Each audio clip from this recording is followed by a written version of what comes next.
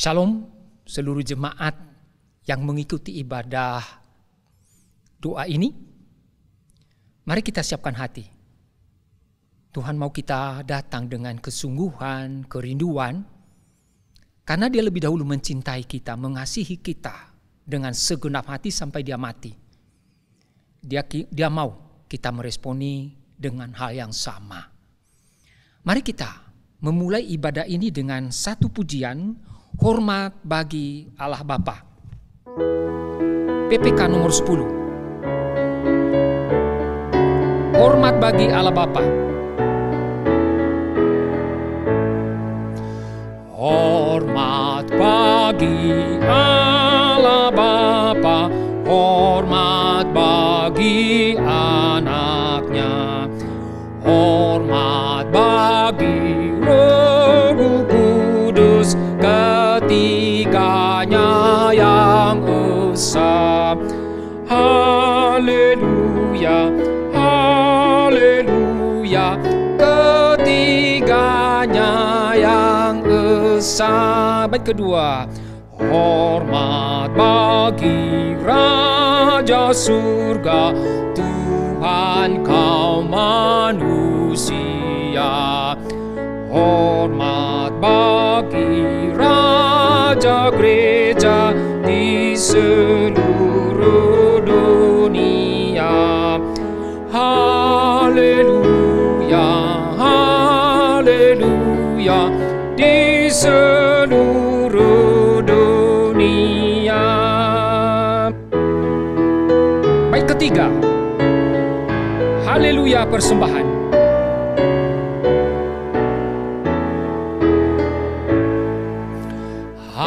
Haleluya persembahan, bala kerajaanmu diletakkan siang malam di hadapan takhtamu. Haleluya, haleluya, di hadapan takhtanya. Mari kita berdoa. Bapa, kami datang menyembah Engkau. Engkau Allah yang maha kuasa, yang layak dipuji dan disembah. Terlebih ya Tuhan, Engkau menyelamatkan kami dan mengubah hidup kami agar menjadi alat kemuliaan bagi nama-Mu. Layakkan kami ya Tuhan, orang berdosa ini. Dan kami memohon Roh Kudus yang memberikan kami hati, yang mencintai Engkau dengan segenap hati, segenap kekuatan, segenap pikiran. Karena itulah yang berkenan di hadapan-Mu. Sehingga kami rindu bertemu dengan Engkau, mendengar suara-Mu, dan bercakap-cakap dengan Engkau melalui doa kami. Pimpin rangkaian doa ini dari awal sampai akhir. Kami rindu nama Tuhan yang ditinggikan. Dalam nama Yesus kami panjatkan doa ini. Amin. Bapak Ibu, satu pujian lagi kita arahkan dan kita naikkan kepada Tuhan. PPK nomor 24. PPK nomor 24. Kesukaan yang ceria.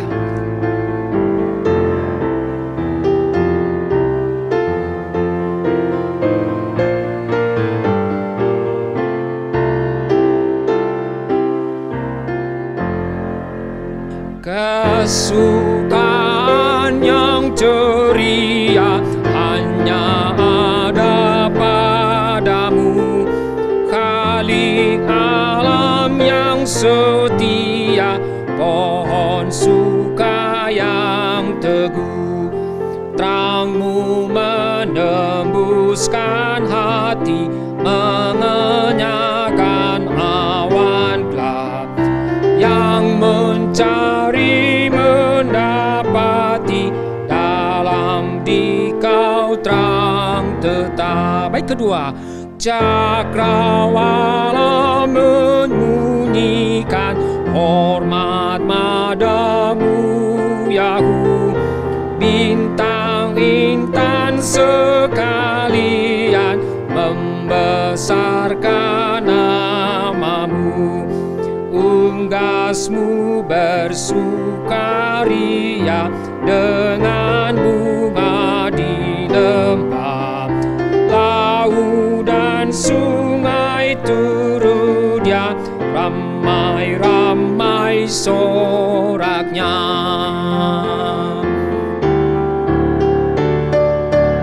Terang dan warna beribuan menyilaukan indahmu, yang menghibur sekalian yang khawatir mengeluh. Atas saya kesukaan, kami pun kau naikkanlah.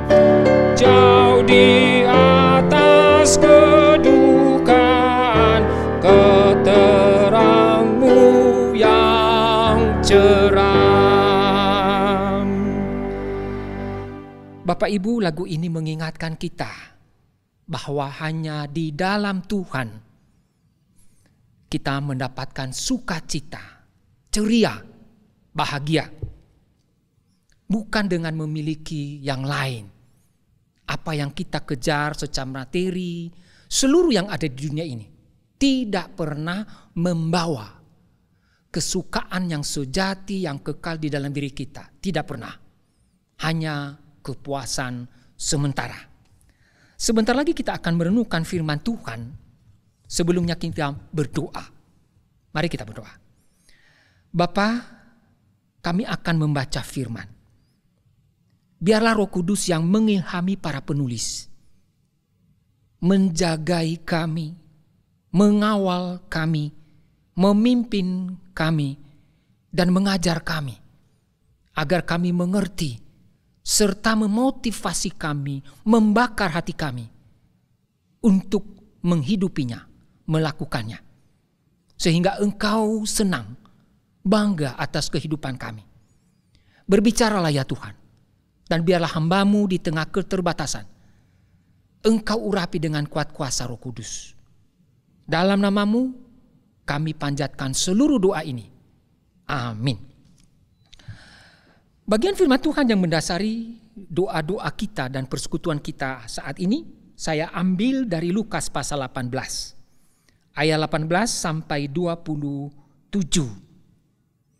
Lukas pasal 18 ayat 18 sampai 27 dengan judul Orang Kaya Sukar Masuk Kerajaan Allah. Saya bacakan buat kita Bapak Ibu sekalian secara pelan-pelan. Demikian. Ada seorang pemimpin yang bertanya kepada Yesus, katanya, "Guru yang baik, apa yang harus aku perbuat untuk memperoleh hidup yang kekal?" Jawab Yesus, "Mengapa kau katakan aku baik? Tak seorang pun yang baik selain daripada Allah saja. Engkau tentu mengetahui segala perintah Allah. Jangan berzina, jangan membunuh, jangan mencuri, jangan mengucapkan sesuatu dusta, hormatilah ayahmu dan ibumu." Kata orang itu, "Semuanya itu telah kuturuti sejak masa mudaku." Mendengar itu Yesus berkata kepadanya, "Masih tinggal satu hal lagi yang harus kau lakukan. Jualah segala yang kau miliki dan bagi-bagikanlah itu kepada orang-orang miskin, maka engkau akan beroleh harta di surga. Kemudian datanglah kemari dan ikutlah aku." Ketika orang itu mendengar perkataan itu, ia menjadi amat sedih, sebab ia sangat kaya. Lalu Yesus memandang dia dan berkata, "Alangkah sukarnya orang yang beruang masuk ke dalam kerajaan Allah. Sebab lebih mudah seekor unta masuk melalui lubang jarum daripada seorang kaya masuk ke dalam kerajaan Allah." Dan mereka yang mendengar itu berkata, "Jika demikian, siapakah yang dapat diselamatkan?" Kata Yesus, "Apa yang tidak mungkin bagi manusia, mungkin bagi Allah." Bapak, Ibu, dan saudara yang dikasihi Tuhan, hari ini kita merenungkan satu tema, Apa yang saya lakukan supaya sukses? Apa yang saya lakukan supaya sukses? Setiap kita pasti memiliki keinginan untuk menjadi sukses. Makanya kita bekerja. Makanya kita berusaha. Bahkan ada yang mati-matian. Dengan seluruh tenaga melakukan sesuatu. Agar mulai dari hal yang tipis, nyaman, dapat keamanan, terjamin masa depan. Dan berbagai misalnya hal yang kejayaan dan lain-lain. Bapak itu boleh-boleh saja. Tapi tadi saya katakan di dalam komentar. Yang membawa keceriaan, kebahagiaan dalam kehidupan kita, yaitu kebahagiaan sejati. Kebahagiaan kekal. Bukan materi. Bukan. Tetapi hanya satu hal. Itu yang kita renungkan saat ini. Bapak Ibu menyimak dari bagian firman Tuhan yang kita baca tadi. Seorang kaya. Nah, orang ini luar biasa. Ada 3 hal yang perlu kita perhatikan di dalam hal dia sukses. Orang ini sukses. Pertama, dia pemimpin. Nah, tidak semua orang bisa menjadi pemimpin Bapak Ibu. Itu melewati proses yang mungkin panjang, mungkin sulit. Mungkin dia ini menjadi pemimpin satu perusahaan atau beberapa perusahaan yang dia miliki. Sehingga dia kaya, bukan? Atau menjadi pemimpin yang lain. Singkatnya dia seorang pemimpin yang sukses di bidang sana. Yang kedua Bapak Ibu, khususnya tadi di ayat kalau nggak salah ke 23. Dikatakan di sana ia sangat kaya. Jadi bukan hanya kaya, sangat kaya. Bisa kita bayangkan mungkin segala sesuatu secara materi dia miliki. Rumah mewah, rumah besar, kendaraan. Kalau di zaman itu mungkin dia punya paling tidak kuda. Itu kendaraan yang paling kesohor dan mewah pada waktu itu.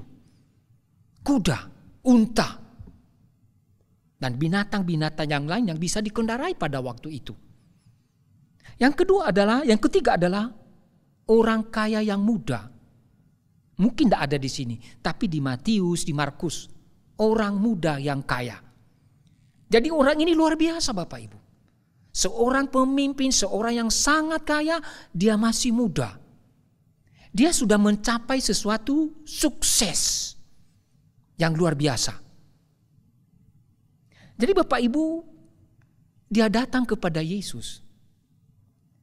Sekaligus juga itu mengkonfirmasi kepada kita tadi yang saya katakan bahwa segala materi, segala pencapaian, segala jabatan yang ada di dalam dunia ini tidak membawa ke dalam kekekalan. Tidak membawa kebahagiaan yang sejati. Kadang itu hilang. Itulah kalau kita melihat orang kaya ini datang kepada Yesus bertanya. Jadi ada sesuatu yang dia rasa tidak puas, belum dicapai. Apa? Yang berkaitan dengan hidup kekal.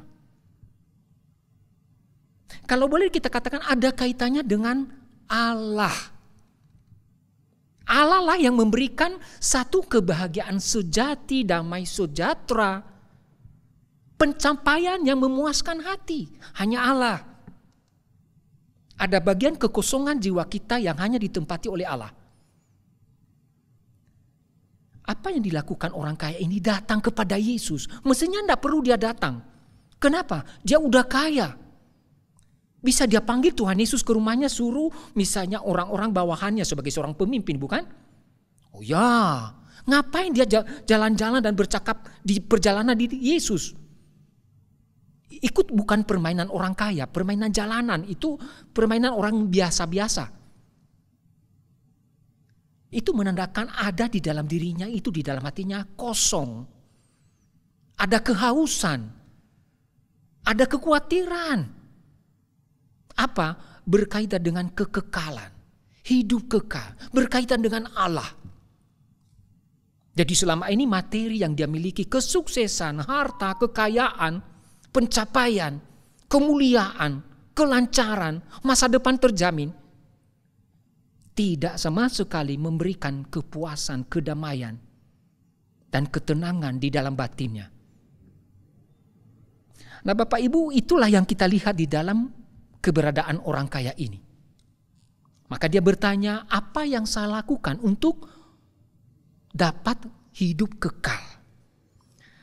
Nah Bapak Ibu, perhatikan jawaban Tuhan Yesus. Luar biasa. Ketika saya baca dan merenungkan bacaan ini, saya sedikit agak tergelitik ketika Yesus mengatakan, mengapa kau katakan aku baik? Hanya Allah yang baik. Bapak Ibu, sebenarnya Yesus mau mengkonfirmasi bahwa dia tidak mengenal Yesus. Di dalam hatinya tidak ada Allah. Yang ada apa? Ilah. Ilahnya apa? Harta, kesuksesan, kejayaan, nama, ketenaran, dan lain-lain. Itu yang mendiami hatinya. Itu yang bertakhta di dalam inti dirinya. Makanya Yesus mengkonfirmasi, mengcounter supaya dia sadar. Kenapa engkau mengatakan aku baik? Jadi dia tidak mengenal Yesus. Dia tidak mengenal Allah yang bisa memberikan hidup yang kekal. Berikutnya Bapak Ibu, kalau kita memperhatikan apa yang dikonfirmasi Yesus tentang firman Allah. Perhatikan, jangan berzina, jangan membunuh, jangan mencuri. Jadi tidak ada bagian hukum Taurat yang pertama yang berkaitan dengan Allah. Jangan ada padamu Allah lain.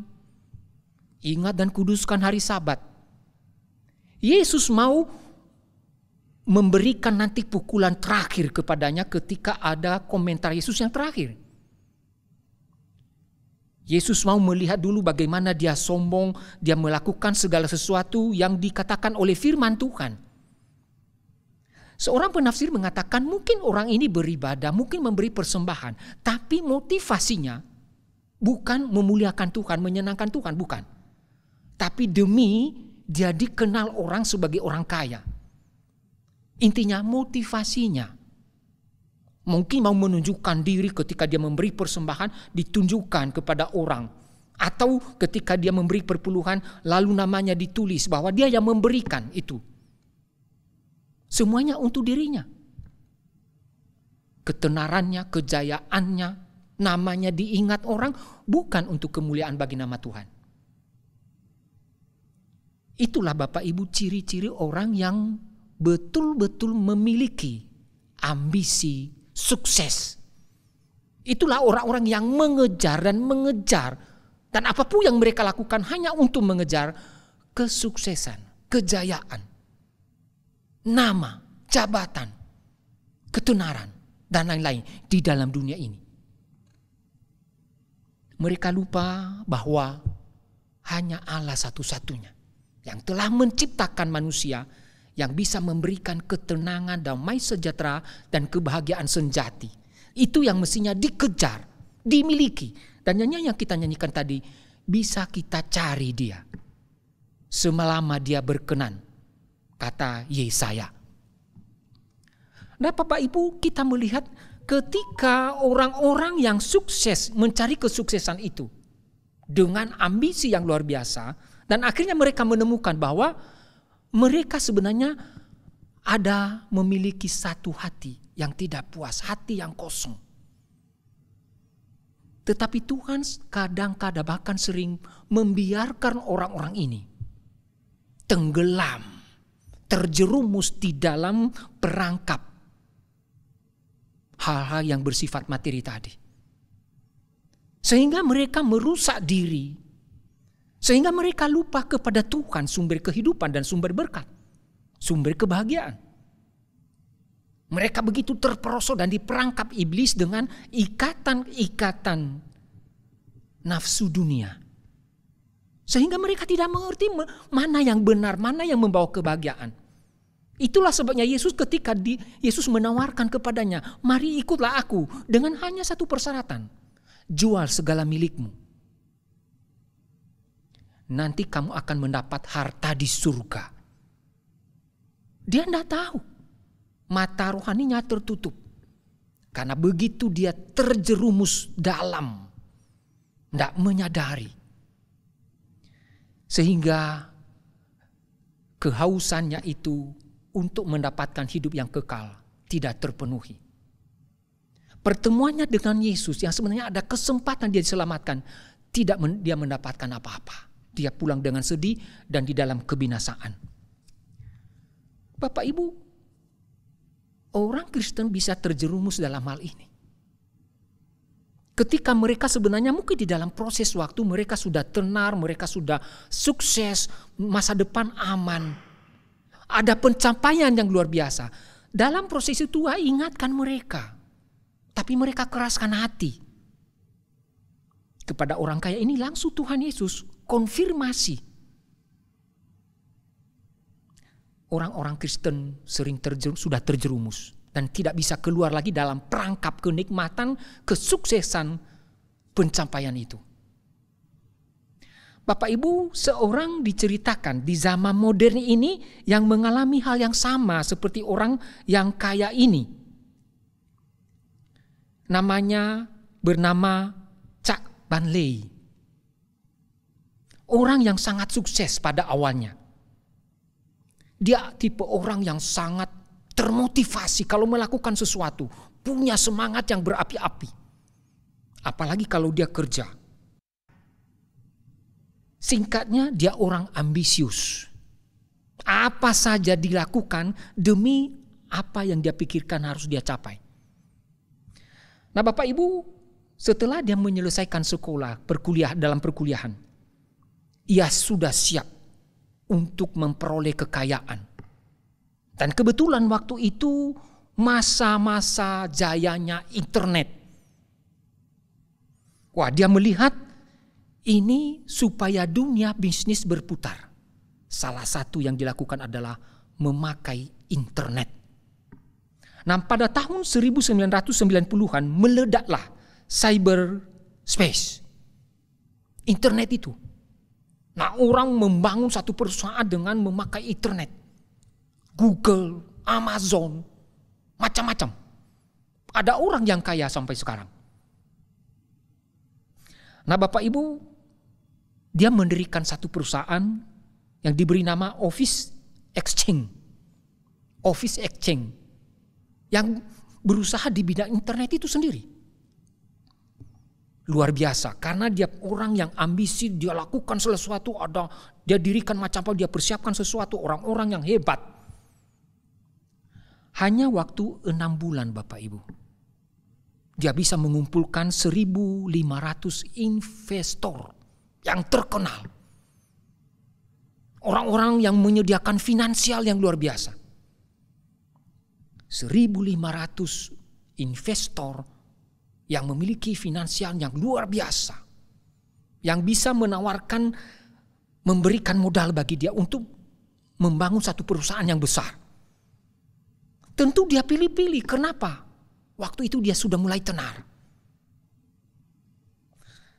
Mana yang memberikan bunga yang kecil, dia itu yang ambil. Tentu yang 1.500 ini dia tidak ambil semua. Bapak Ibu, pada waktu itu teman-temannya pada iri sama dia. Khususnya yang satu angkatan di perguruan tinggi. Teman-temannya mengejar uang, kejayaan. Justru dia yang dikejar uang. Luar biasa, dia senang sekali. Tapi dia jatuh di dalam kesibukan yang juga luar biasa. 7 hari dia gunakan betul-betul kerja. Jarang istirahat. Kadang dia tidur itu hanya 1 jam, bangun lagi. Ambisi itu yang membangunkan dia sehingga ada satu semangat. Tidak terasa capek untuk mencapai. Suatu malam dia ngobrol sama istrinya di ranjang.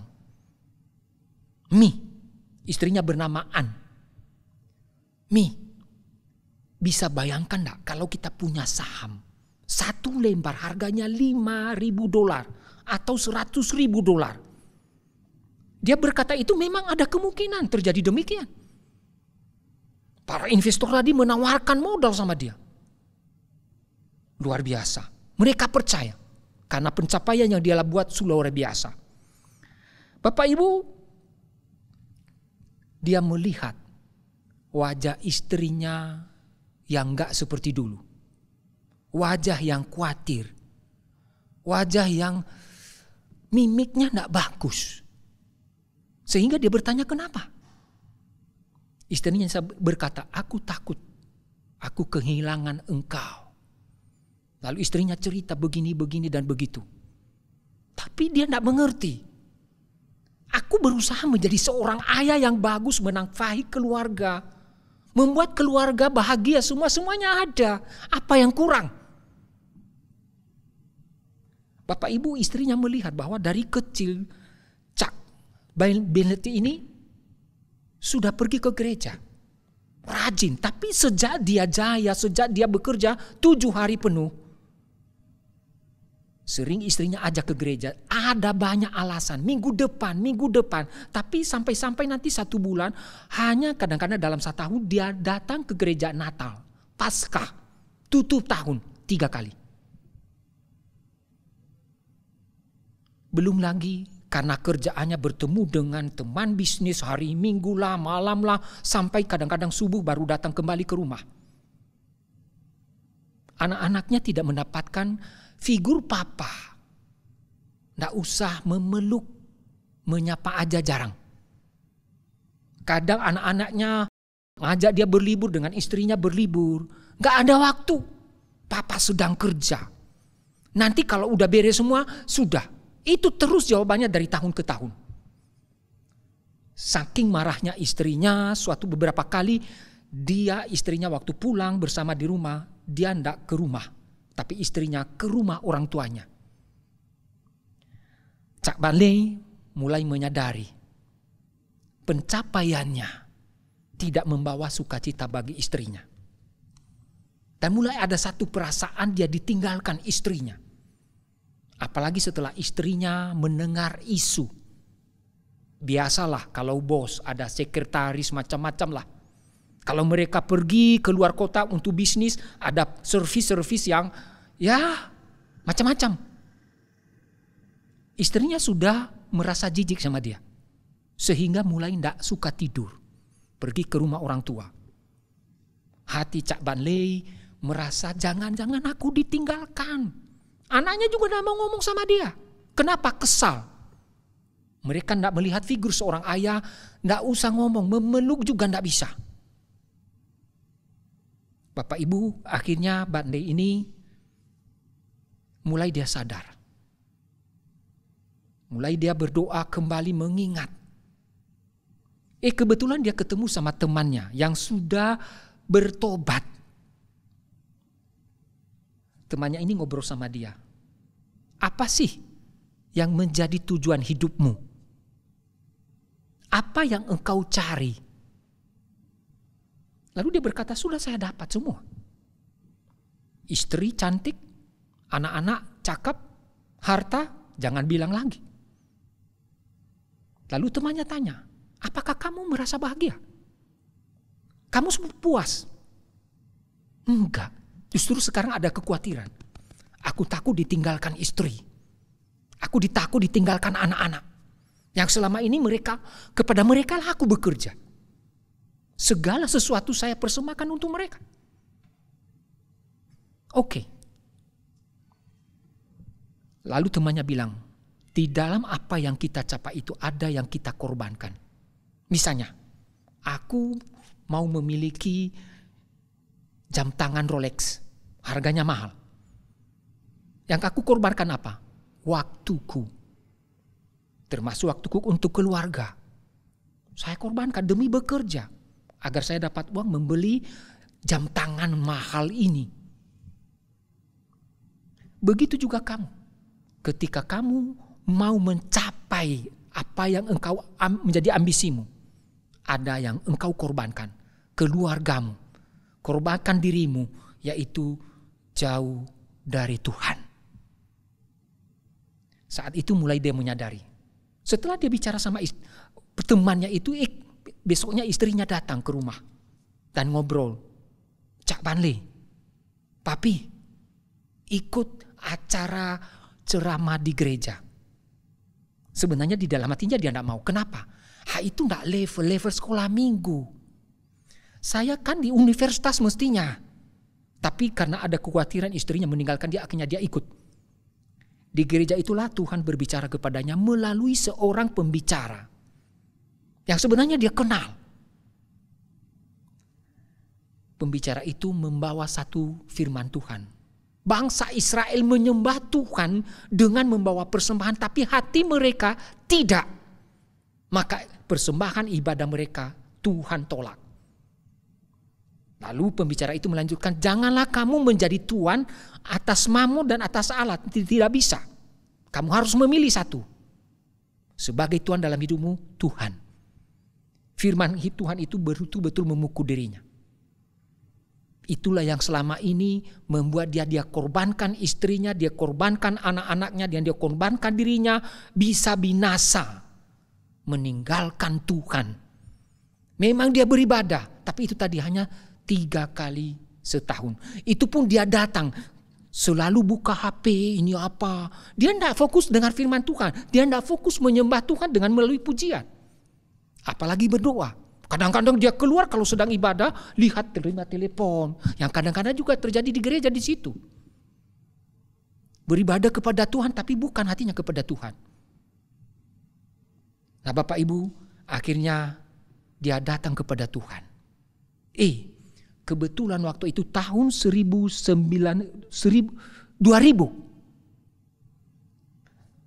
Perusahaan-perusahaan yang bergantung kepada internet mulai berjatuhan. Dan ketika waktu itu dia mendengar 7 temannya bunuh diri. Karena bangkrut perusahaan mereka dan punya utang yang luar biasa. Miliaran dolar. 7 orang bunuh diri. Akhirnya perusahaannya juga tadi yang dia dirikan yang bergantung kepada internet juga ambruk. Tapi masih ada modal. Masih ada modal. Berapa miliar dolar. Lalu akhirnya dia berdatang. Dia bilang, saya mau kembali ke jalan Tuhan. Melalui firman Tuhan, ceramah di gereja, dia bertobat. Memohon ampun kepada Tuhan. Memohon ampun apa dia lalaikan keluarga, dia lalaikan anak-anak. Yang bagi dia dulu, dia menyenangkan mereka melalui harta. Tapi ternyata tidak. Akhirnya Bapak Ibu dia mendirikan satu perusahaan. Tapi di bidang kerohanian yang diberi nama dengan dia CEO Crown Financial Ministries. Yang membiayai penginjilan bermisi di dunia. Cak Banle ini berkeliling dunia berceramah bagaimana dia mengajar orang-orang Kristen. Membangun satu perusahaan finansial, mengelola keuangan dengan benar. Dan tidak terjerumus jauh dari Tuhan. Dia berkeliling dunia mengajarkan hal yang demikian. Dia melayani Tuhan. Bapak Ibu, itulah yang membawa sukacita bagi dia. Walaupun secara keuangan dia mulai menurun. Tapi dia gunakan untuk Tuhan. Bukan untuk bersenang-senang. Bukan untuk memperoleh sesuatu. Dan itu membawa sukacita bagi dia. Apalagi menjadi berkat bagi orang lain. Bapak Ibu, itulah esensi kehidupan kita di dalam Tuhan menciptakan sejak dari awal. Bukan untuk memiliki, bukan untuk mencapai. Tapi kita hanya pengelola. Wakil Allah di bumi. Yang memiliki adalah Allah. Yang punya hak segala materi dunia ini adalah Allah. Dan ketika dia berkati kita untuk kita nikmati dari hal yang kita kerjakan. Itu membawa sukacita yang sejati di dalam kehidupan kita. Marilah, jangan kita seperti orang yang kaya ini. Tapi marilah kita seperti misalnya Ayub. Boleh berkata, Tuhan yang memberi, Tuhan yang mengambil. Ayub tidak terikat dengan kemewahan dunia. Ketika Tuhan ambil semua anak-anaknya, dia bisa memuji Tuhan. Karena dia tahu yang memiliki adalah Tuhan. Dan yang harus dia miliki adalah Tuhan sebagai sumber sukacita dan kebahagiaan itu. Sehingga ia bisa bersyukur kepada Tuhan. di tengah-tengah tidak punya apa-apa. Kehidupan kita bukan kesuksesan, tapi boleh memuliakan nama Tuhan, memuji Dia di tengah-tengah kondisi apapun. Mari kita meresponi firman Tuhan ini dengan satu pujian PPK 199.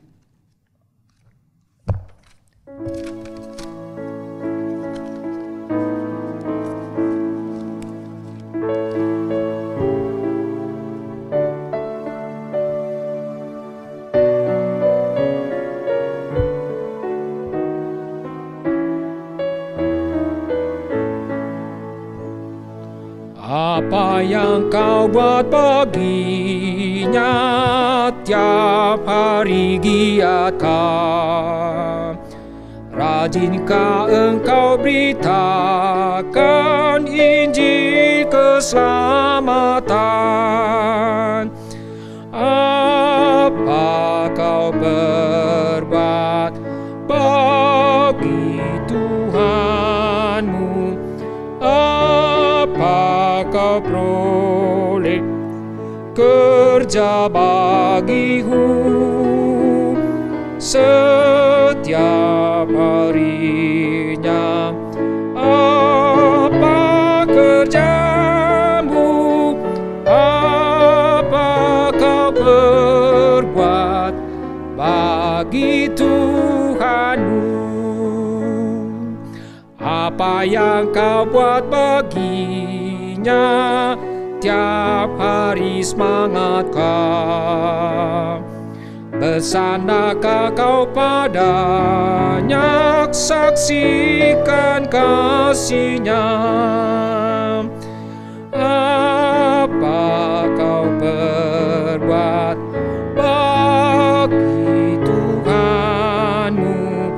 Apa kau peroleh kerja bagimu setiap harinya? Apa kerjamu? Apa kau berbuat bagi Tuhanmu? Bapak Ibu, orang kaya ini tadi kita baca, dia tidak berzina, dia melakukan firman Tuhan. Mungkin dia juga beribadah, memberi perpuluhan, melayani Tuhan. Tapi sebenarnya dia melakukan itu untuk dirinya, kebanggaannya, namanya, ketenarannya. Di dalam hatinya tidak ada Tuhan. Sehingga ketika harta itu diminta dijual, dia tidak bisa. Bisa kita melayani Tuhan, bisa kita beribadah, tapi fokus kita adalah diri kita, agar diberkati, agar kita disebut orang Kristen. Kalau tidak ke gereja, bukan orang Kristen, memalukan. Tuhan tahu isi hati kita. Marilah kita melayani Dia, hanya karena meresponi Dia telah mati lebih dahulu mengasihi kita. Mari kita nyanyikan bait ketiga. Apa yang kau buat baginya, menghemat waktukah?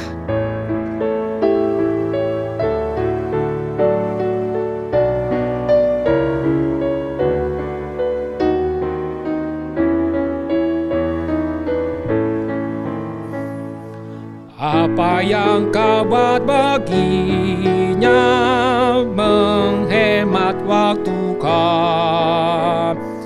Malam telah gelap, siang pun datang, siang jumpa wajahnya. Apa kau perbuat bagi Tuhanmu? Apa kau peroleh kerja bagiku setiap harinya? Apa kerjamu? Apa kau berbuat bagi Tuhanmu? Mari kita memanjatkan beberapa pokok doa. Bapa, tolong kami di dalam mengikut Engkau. Terlebih ketika kami melayani Engkau Tuhan. Kami melakukannya karena meresponi kasih Tuhan yang lebih dulu mati bagi kami. Jangan kami menjadi orang yang mengharapkan balasan bahwa Tuhan harus mengasihi kami. Tuhan harus memberkati kami. Tuhan harus memberikan kelancaran kepada kami. Kami diselamatkan. Kami dipanggil untuk melayani. Itu sudah cukup bagi kami. Tolong kami ya Tuhan menjadi orang Kristen. Di dalam melakukan segala sesuatu, apalagi melayani Engkau. Kami tidak pamer. Kami tidak menonjolkan diri. Tapi kami hanya memuliakan nama Tuhan. Terima kasih ya Tuhan, apa firman yang Engkau sampaikan kepada kami hari ini. Banyak orang yang terperosok di dalam kesuksesan, ketenaran, termasuk pun di dalam gereja, hamba-hambamu, sehingga mereka tidak memiliki sukacita sejati. Mereka mencari sesuatu, bukan memberi untuk Tuhan. Kami berdoa bagi hamba-hambamu di gereja ini khususnya, tuntun kami terus di jalan yang benar, agar kami semua haus hanya untuk memuliakan Tuhan, membuat Tuhan puas. Bukan kami mengejar ketenaran, dikenal orang, pangkat, jabatan, nama. Tolong kami Tuhan. Iblis menawarkan hal itu. Dan itu nyaman di dunia ini. Ada kenikmatannya. Bapa, kami berdoa juga bagi gereja kami. Di dalam kami bersyukur untuk LTW3 boleh kami akhiri pertemuannya khususnya melalui mimbar. Firman-Mu yang terus mengubah kehidupan kami. Karena acara ini sebenarnya mengajak kami bukan hanya mendengar, tapi melakukannya. Ada proyek-proyek yang dikerjakan kelompok-kelompok kecil. Itu langkah awal kami belajar melakukan firman. Engkau yang terus memotivasi kami melakukannya terus-menerus, baik secara pribadi maupun di dalam kelompok. Bapa, kami berdoa juga kelanjutan LTW3 ini. Ada pertemuan 3 kali secara Zoom. Engkau yang memotivasi jemaat-Mu Bapa, khususnya yang mengikuti LTW3, agar mereka lebih mandiri menenungkan firman-Mu. Karena nanti akan diajarkan hal-hal itu Tuhan. Agar mereka tahu juga mengenali ajaran-ajaran sesat. Karena mereka semakin dalam belajar firman. Kami berdoa bagi hamba-hamba-Mu yang menyampaikan bahan-bahan yang ada. Berkati dan urapi. Terakhir kami berdoa bagi gereja kami yang sedang menyusun program tahun 2024. Tuhan tolong agar apa yang ditulis di dalam program, sungguh itu yang Tuhan mau. Kami berdoa bagi raker di bulan November, Tuhan tolong persiapannya, khususnya sarpras. Terima kasih Tuhan Yesus. Kami akan berpisah satu dengan yang lain. Tuntun kami di dalam beraktivitas. Dalam nama Yesus kami berdoa. Amin. Ibadah doa selesai.